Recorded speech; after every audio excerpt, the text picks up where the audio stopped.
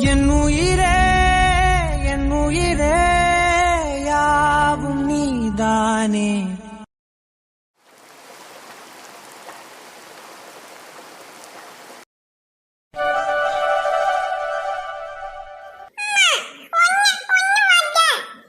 ஆதி, முதல்ல கையில இருக்கிறத சாப்பிடு.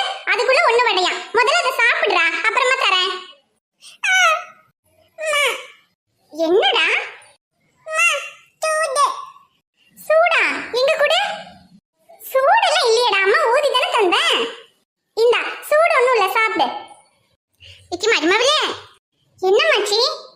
இச்சி மருமவளே, எனக்கு ஒரு வடை தாத்தி. பார்க்கையிலேயே ஆசையா இருக்குடி, சாப்பிடணும் போல இருக்கு. ஒன்னே ஒன்னு தாத்தி மருமவளே. ஐயோ அம்மாச்சி, உங்களுக்கு வடை பஜ்ஜி இந்த மாதிரி எண்ணெய் பலகாரம்லாம் சாப்பிடக்கூடாதுன்னு டாக்டர் சொல்லியிருக்காருல்ல. ஏற்கனவே கொலஸ்ட்ரால் அதிகமா இருக்கு, அதெல்லாம் ஒன்றும் வேண்டாம். நீங்க வேற ஏதாவது போய் பழமோ ஏதாவது எடுத்து சாப்பிடுங்க போங்க. பழம் எடுத்து சாப்பிட எனக்கு தெரியாதாக்கும், நீ சொல்லிதான் நம்ம எடுத்து சாப்பிடணும் பாரு. வடை ஒண்ணு தாட்டினா பழம் சாப்பிடணும்ல. பழம் அடிக்கிற மலையில இங்க பழம் தான் சாப்பிட தோணுது பாரு. போங்கிட்டு எனக்கு வரையும் வேண்டாம், ஒண்ணும் வேண்டாம்.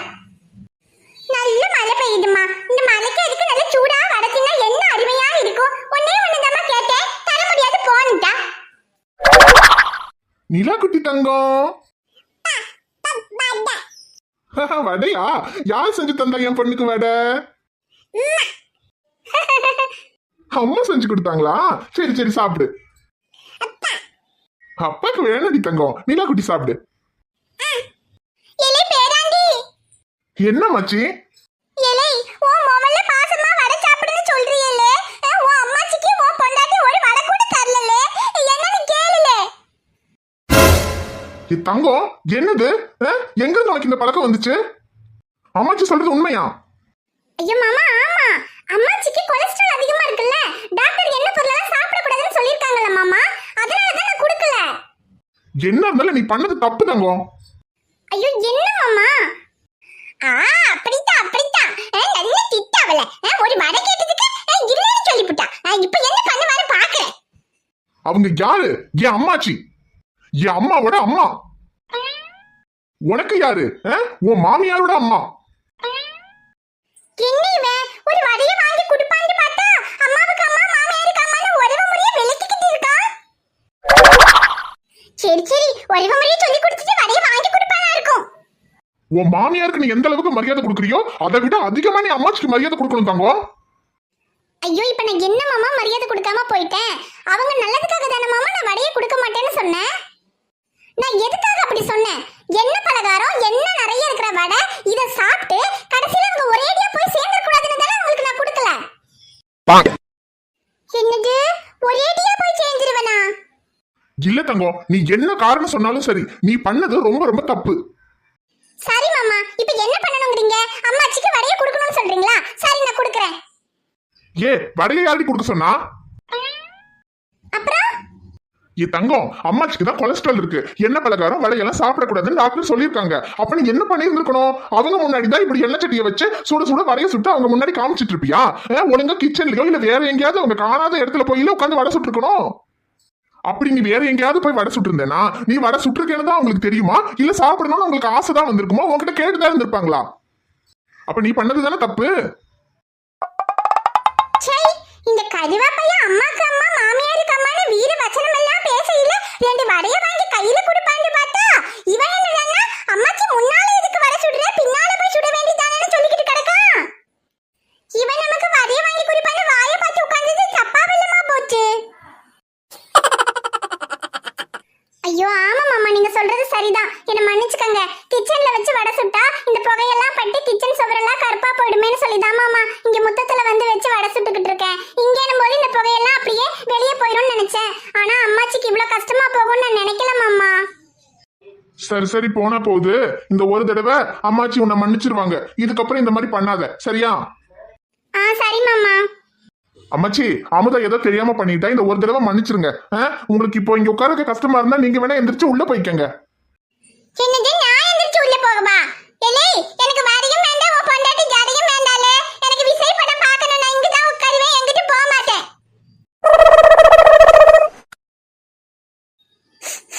வடையோட வாசம் வேற ஆளை தூக்குதம்மா. சே, இதுக்கு மேல மானங்கிட்டு போய் இதுகிட்ட கேட்க முடியாது. பேசாம இந்த குட்டி கருவாப்பைய கையில வட வச்சுட்டு சும்மா தான் உக்காந்துருக்கான், சின்னவும் மாட்டேங்கிறான். பேசாம அவன்கிட்ட கொஞ்சோண்டு கேட்டு பாப்போமா? இல்ல கருவாப்பையில எலே நீ தாமல இந்த அப்பத்தாவோட சிங்க குட்டி கருப்பு தங்கம். எலே அப்பத்தாவுக்கு கொஞ்சோண்டு வடையண்டு பிச்சு தாலே.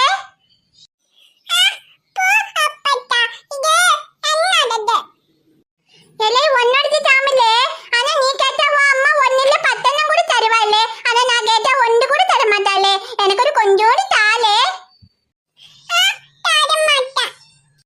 ஐயோ கருவா குட்டி தரமாட்டேன்னு சொல்லுதான். எலே இங்க பாரு, அப்பட்ட இந்த மாதிரி முன்னெல்லாம் எவ்வளவு வடை சுட்டு சாப்பிட்டு இருக்க தெரியுமாலே? நீ இந்த பாட்டி வடை சுட்டு கதையெல்லாம் கேட்டிருக்கீல்ல, அந்த கதையில வர்ற பாட்டியே நான் தாமலே. இல்ல கருவா குட்டி, இந்த அப்பத்தா வெத்தலை இருக்கையில வந்து கொஞ்சோண்டு வெத்தலைன்னு கேப்பீல்ல, இப்ப நீ இந்த கொஞ்சோண்டு வடைய கொடுத்தேன்டா, உனக்கு பாட்டி வெத்தலை இருக்கும்போது வெத்தலை தருவம்ல.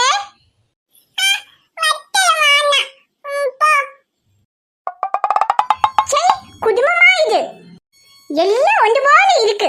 இந்த அவமானம் உனக்கு தேவையா? தேவையில்லப்பா, தேவையே இல்ல. இந்த அவமானம் இந்த சிம்மரனுக்கு தேவையே இல்ல. நம்ம பாட்டுக்கு விஜய் படம் பாப்போம்.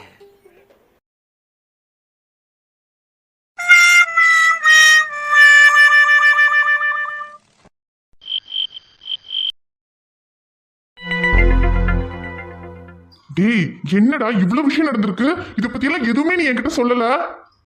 என்னடா சக்தி சொல்றது? அதுவும் இதெல்லாம் நடந்த டைம்ல நீ வேற கையிலுக்கு டெலிவரி ரொம்ப காம்ப்ளிகேஷன், நீ இந்த ஊர்லயே இல்ல. அப்புறம் நீ வந்ததுக்கு அப்புறம் இதையெல்லாம் சொல்லி எதுக்கு உன்னை தேவையில்லாம டென்ஷன் பண்ணணும்னு தான் நான் சொல்லாம இருந்துட்டேன்டா. சாரிடா மச்சான், என்ன நடந்துச்சுன்னு கூட தெரியாம ஐஷுவையும் தப்பா பேசிட்டேன், நீயும் அவளை தேடாம இருக்கேன்னு ஓமேலையும் கோவப்பட்டுட்டேன். ஆனா இப்ப இதையெல்லாம் கேட்டதுக்கு அப்புறம் உங்க 2 பேர்ல யார் மேல தப்பு சொல்றதுன்னு எனக்கு புரியலடா. ஆனா ஒண்ணுடா ஷமீர், நீ ஐஷு மேல வச்சிருக்க லவ் எப்படிப்பட்டதுன்னு மத்தவங்களை விட எனக்கு நல்லா தெரியும். நிச்சயமா நீயும் ஐஷுவும் ஒரு நாளைக்கு ஒண்ணு சேருவீங்கடா. டே சக்தி, இப்ப அதையெல்லாம் எதையுமே யோசிக்கிற மனநிலைமையில நான் இல்லடா. இப்ப என் நினைப்பெல்லாம் ஒன்னே ஒண்ணுதான், என் குழந்தை ரியாவுக்கு அம்மா இல்லைங்கிற கஷ்டம் தெரியாம அவளை நல்லபடியா வளர்க்கணும். அது மட்டும் தாண்டா என் மனசுல இருக்கு. டி ஷமீர், ஆனா உன்ன மாதிரி இவ்வளோ கஷ்டத்தையும் மனசுல தாங்கிக்கிட்டு யாராலையும் இருக்க முடியாதுடா. கேட்டு என்னாலேயே தாங்கிக்க முடியலடா. அப்ப இதையெல்லாம் அனுபவிச்ச உனக்கு எப்படி இருந்திருக்கும்? ஆனா உண்மையா சொல்றேன்டா, ஒரு நண்பனா நிறைய தடவை ரியா உன் கூட இருக்கிறதுனாலதான் நீ இவ்வளவு கஷ்டப்படுற, ஒருவேளை ரியா உன்கிட்ட வராம இருந்திருந்தா நீ எல்லாத்தையும் மறந்துட்டு உன் வாழ்க்கைய பார்த்துருப்பியோ என்னமோன்னு நிறைய தடவை நினைச்சிருக்கேன்டா.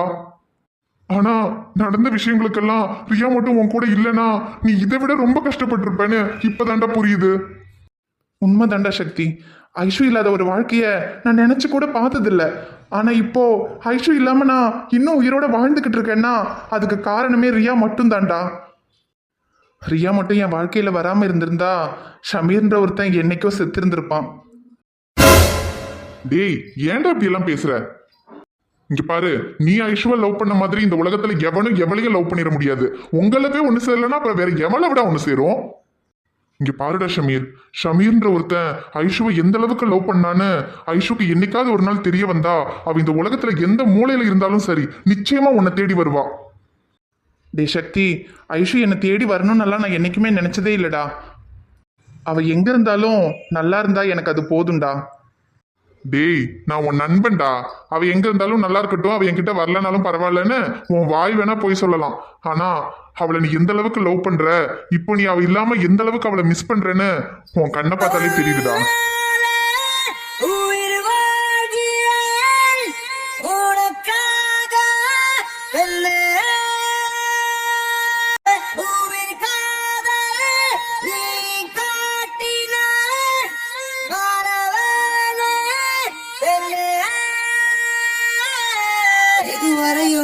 வாழ்ந்த நாட்கள் ஒரு முறை வாழ்ந்திட வழி இல்ல, இருளில் தேடிய தேடல்கள் எல்லாம் விடியலை காணவும் விதி இல்ல.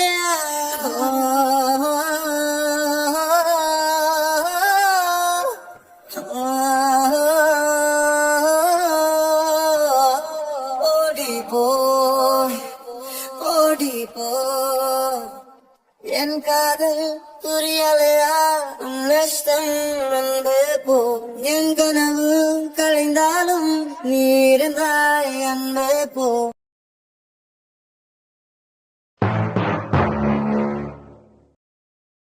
ச்சே, உங்களை போய் நம்பி இவ்வளவு நாள் ஃப்ரெண்டா நினைச்சுக்கிட்டு உங்க கூட பழகணும்னு நினைக்கும் போது எனக்கே வெக்கமா இருக்கு. ஐயோ சீதா நீ என்ன தப்பா புரிஞ்சுக்கிட்ட. ஆமா, இவ்வளவு நாள் உங்களை தப்பா தான் புரிஞ்சுக்கிட்டு இருந்தேன். இப்பதான் ரொம்ப சரியா புரிஞ்சுக்கிட்டேன். கூட யாரும் இல்ல, தனியா தானே இருக்கா. நம்ம என்ன பண்ணாலும் யாரும் எதுவும் கேட்க மாட்டாங்க. இதுல வேற நம்ம போலீஸா இருக்கோம். என்ன வேணா பண்ணலாங்கிற தைரியத்துல தானே இப்படி எல்லாம் பண்ணிட்டு இருக்கீங்க. ஐயோ சீதா நான் அப்படியெல்லாம் எதுவும் நினைக்கல. ஒரு விஷயத்தை இவ்வளவு நாள் உங்ககிட்ட எப்படி சொல்றதுன்னு தயங்கிக்கிட்டு இருந்தேன்.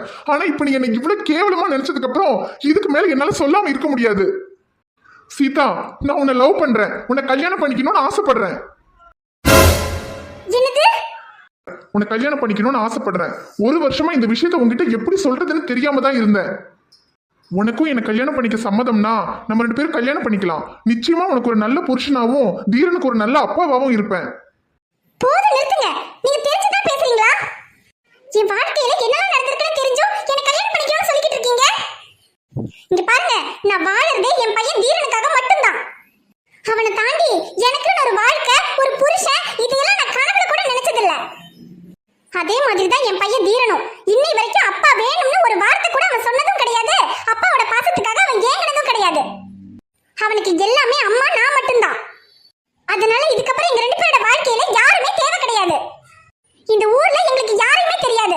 அதனாலதான் நீங்க எங்களுக்கு ஹெல்ப் பண்றீங்கன்னு உங்க கூட பேசிக்கிட்டு இருந்தோம். ஆனா இப்போ உங்க மனசுல இப்படி ஒரு தப்பான எண்ணம் இருக்கே தெரிஞ்சதுக்கு அப்புறம் இதுக்கப்புறம் உங்க ஹெல்ப் கூட எங்களுக்கு தேவையில்லை. எப்படி வாழணும்னு எங்களுக்கு தெரியும். தயவு செஞ்சு இதுக்கப்புறம் என்னையும் என் பையனையும் டிஸ்டர்ப் பண்ணாதீங்க. சீதா ஒரு நிமிஷம் இல்ல. உன் வாழ்க்கையில நடந்த பாஸ்ட பத்தி எனக்கு எந்த கவலையும் இல்ல. ஆனா ஃபியூச்சர்ல எனக்கு கல்யாணம்னு ஒண்ணு நடந்தா அது உன் கூட மட்டும்தான். அப்புறம் என்ன சொன்ன? கேட்க யாரும் இல்லைன்றதுக்காக என்ன வேணாலும் பண்ணலாங்கிற தைரியத்துல பண்றேன்னா அப்படி நான் என்னடி பண்ணேன்? உன் கூட பழகின இந்த ஒரு வருஷத்துல நான் நினைச்சிருந்தா என்ன வேணாலும் பண்ணியிருந்திருக்கலாம். ஆனா என் மூச்சு காத்து உன் மேல பட்டிருக்குமா? இங்க பாரு சீதா, எனக்கு உன்னை பார்த்ததுமே பிடிச்சு போச்சு. உன் கூட பழக ஆரம்பிச்சதுக்கு அப்புறம் இப்படி ஒரு நல்ல பொண்ணுக்கு கடவுள் ஒரு நல்ல வாழ்க்கையை அமைச்சு கொடுக்காம போயிட்டாரேன்னு வருத்தப்பட்டேன். ஆரம்பத்தில் உனக்கு ஒரு நல்ல ஃப்ரெண்டா இருந்து உனக்கு ஹெல்ப் பண்ணணும்னு மட்டும்தான் நினைச்சேன். ஆனா உன் கூட பழக பழக உன்னோட கேரக்டர்ல என்னையே அறியாம நான் உன்னை லவ் பண்ண ஆரம்பிச்சிட்டேன். அதுக்கப்புறம் உன்னோட இடத்துல வேற ஒரு பொண்ணை என்னால வச்சு பார்க்க கூட முடியல. நான் கல்யாணம்னு ஒன்று பண்ணிக்கிட்டா அது ஒன்னதான் பண்ணிக்கணும்னு முடிவு பண்ணேன். கடைசி வரைக்கும் உன்னையும் தீரனையும் என் கூட வச்சு சந்தோஷமா பார்த்துக்கணும்னு ஆசைப்படுறேன். உடனே என்னை ஏத்துக்கிறது உனக்கு கஷ்டம்தான். ஆனா நீ என்னை ஏத்துக்கிறதுக்கு எத்தனை வருஷம் ஆனாலும் அதுக்காக காத்துக்கிட்டு இருக்க நான் தயாரா இருக்கேன்.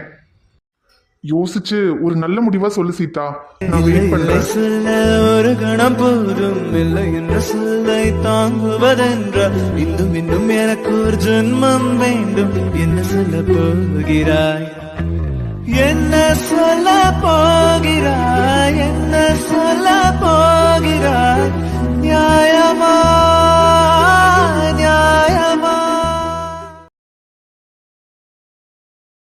ஹாய் ஃப்ரெண்ட்ஸ், எல்லாரும் எப்படி இருக்கீங்க? நிச்சயமா நலமா இருப்பீங்கன்னு நம்புறோம். இந்த வீடியோ உங்களுக்கு பிடிச்சிருந்தா மறக்காம வீடியோவுக்கு ஒரு லைக் போடுங்க. வீடியோ எப்படி இருந்துச்சுன்னு மறக்காம கமெண்ட்ல சொல்லுங்க. வீடியோவை உங்க ஃப்ரெண்ட்ஸுக்கும் ஃபேமிலிக்கும் ஷேர் பண்ணுங்க. சேனலை இன்னும் நீங்க சப்ஸ்கிரைப் பண்ணலைன்னா மறக்காம சப்ஸ்கிரைப் பண்ணிக்கங்க. இந்த கதையோட தொடர்ச்சியை நாளைக்கு பார்க்கலாம். Bye friends.